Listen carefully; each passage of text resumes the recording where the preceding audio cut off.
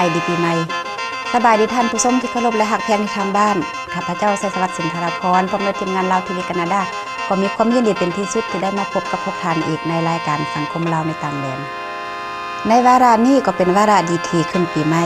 ข้าพเจ้าเชื่อที่สุดว่าพี่น้องชาวลาวเฮาบ่ว่าจะอยู่ในมุมใดของโลกตลอดถึงพี่น้องชาวเพื่อนบ้านใกล้เคียงบ่ว่าจะเป็นพี่น้องชาวไทยชาวคาแม่ชาว12พนาลือเนาะทางภาคใต้ของประเทศจีนและก็ชาติอื่นๆอีกก็คงจะกำลังสนุกสนานในการเฉลิมฉลองเทศกาลงานปีใหม่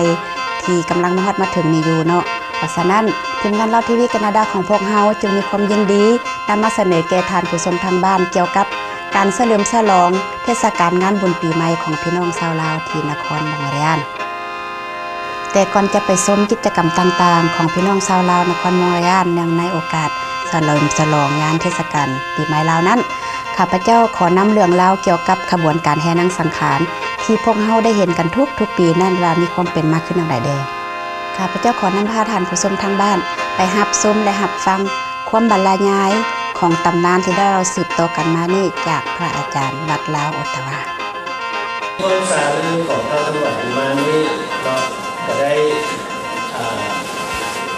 มีความโด่งดังไปฮอดกับเป็นเราเองก็คือสั้นผมสั้นเทวดาทั้งหลายเพราะฉะนั้นถ้าเราเป็นเราผมซึ่งเป็นบุคคลที่เหนือฟ้าเหนือแผ่นดินเป็นบุคคลที่เก่งกล้าสามารถอีกคนหนึ่งดังนั้นแล้วเท่ากับเป็นเราผมนี่จึงอยากจะมาทดลองความรู้และกับความสามารถกับเท่าธรรมบัตรกุมารอยู่ในโลกของมนุษย์ทางนี้ดังนั้นแล้วเท่ากับเป็นเราผมเท่ากับเป็นเราผมกับเท่าธรรมบัตรกุมารนี่ได้ออกเรากับต้องมีสับสนอะไรกันก็ให้เข้าใจว่าเท่ากับเป็นเราผมเป็นบุคคลที่เก่งกล้าสามารถมีความรู้ความสามารถและก็เก่งทุกด้านเหนือมนุษย์และเทวดาทั้งหลายส่วนเท่าธรรมบัตรกุมารนั้นเป็นบุคคลที่เก่งและมีความรู้ความสามารถเหนือมนุษย์เพราะนั้นเท่ากับเป็นพระพรหมนั้นจึงอยากจะมาทดสอบและทดลองดูว่าเท่าธรรมบัตรกุมารนี่สิเก่งสำหรับเรื่องราวที่อาตมาเราอยู่ณขณะนี้เป็นต้นสายปลายเหตุของปีใหม่และก็พุทธศักราชของเราที่ได้สืบทอดกันมาตั้งแต่สมัยพุทธศักราชงานสังฆสีจนมาทุกวันนี้เพราะนั้นเมื่อเท้าเป็นระบบลงมาแล้วก็ได้ไปถามเท้าธรรมบัตรกุมารว่าตอบคำถามของเท้ากบิลพรหมได้เท้ากบิลพรหมสิยอมให้ตัดคอเท้ากบิลพรหมสิยอมให้ตัดคอและถ้าหากว่าเท้ากบิลพรหมตอบคำถามของเท้าถ้าหากว่าเท้าธรรมบัตรกุมารตอบคำถามของเท้ากบิลพรหมได้นั้นก็คือว่าเท้าธรรมบัตรกุมารจะต้องถูกตัดคอเส้นเนาะด้วยเหตุนี้เท้ากบิลพรหมที่บอกว่าภายใน7 วันจะมาเอาคำตอบหลังจากถามคำถามที่มีอยู่ว่า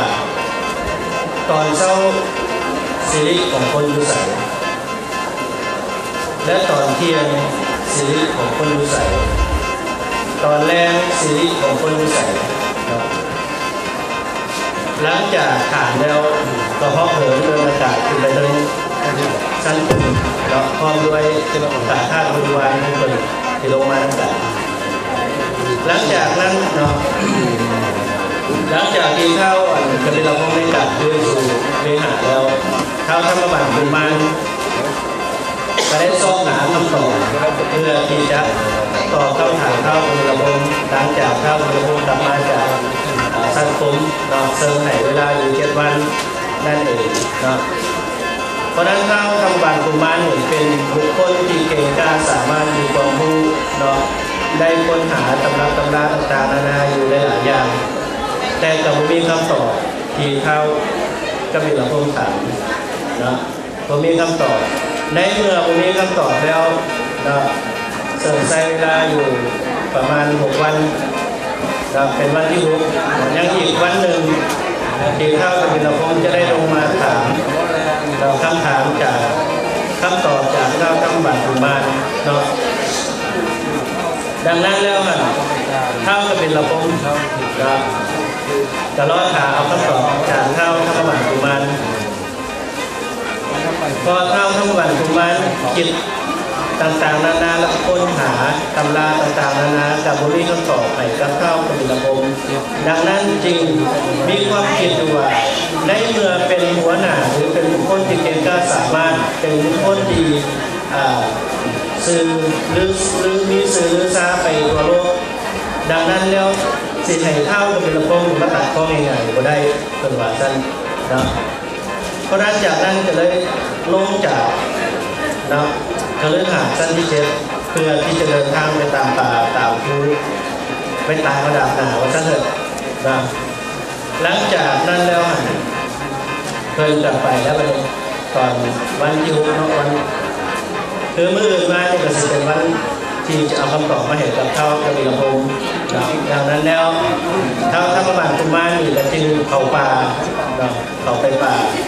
กาว่าต้องไปจบชีวิตคือป่าให้ได้บ่ยอมให้เท่ามีลำโพงมาตัดคอเลยอย่าง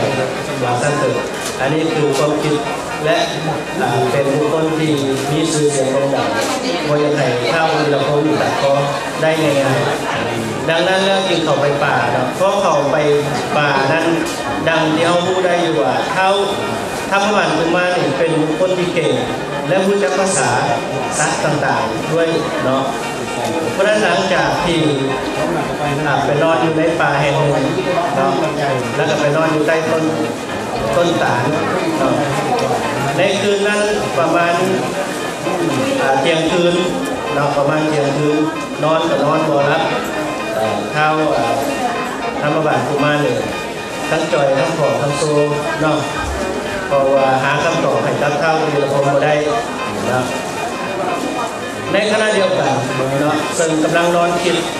กำลังนอนอ่านอยู่นั้นจะมีนกอินทรี2ตัวเมียบินมาจากอยู่ต้นไม้แห่งนั้นนะหลังจากบินมาแล้วจะมีการเถียงทบเถียงได้หลายอย่างด้วยกันเนาะก็คือลูกที่2ตัวเมียนั่นแหละทั้งฝ่ายเมียก็ว่าเมื่อคืนพวกเขาสิพากันไปหาอยู่หากินทั้งไหนนะและวันนี้ทั้งฝ่ายผัวก็เลยว่าเมื่อคืนนี้ก็ต้องไปใส่หรอกเพราะว่าเขาจะได้กินเนื้อคนนะคือจะได้กินเนื้อเท่าธรรมบัตรกุมารนั่นเองพอหลังจากเขาจบแล้วทั้งฝ่ายเมียก็เลยว่าเขาจะได้กินเนื้อสิ้นคนได้ยังไงจะได้กินแบบไหนผมมีคนตายกับคน